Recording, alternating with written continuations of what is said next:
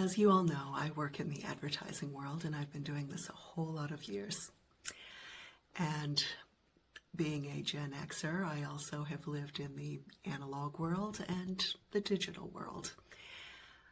When AI began infiltrating my field, I was at first as scared and skeptical as anyone else, but I knew that if I was going to stay relevant and stay viable in this world, I would have to embrace it.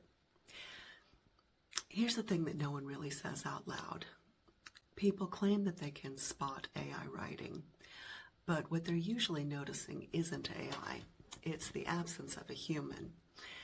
AI isn't the enemy. Empty words are. When AI first entered the conversation, I reacted the way many of us did, with skepticism, maybe even a little defensiveness.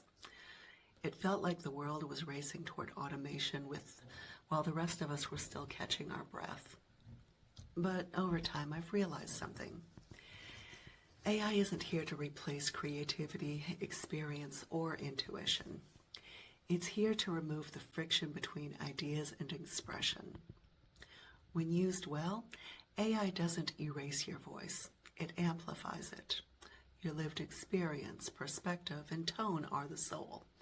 AI just helps shape the container, organizing thoughts, refining words, generating variations, reducing the mental load.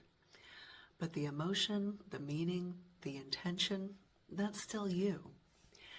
In a way, this is working almost like my college professors did when I would write a very long article or a book or something, and they would tell me to cut it down to be, well, let's face it, they were a ruthless editor, and that's pretty much what I have been using AI for in the current age, because my language tends to be rather flowery, and AI helps to be far more strategic. So no, you can't always tell when AI is part of the process.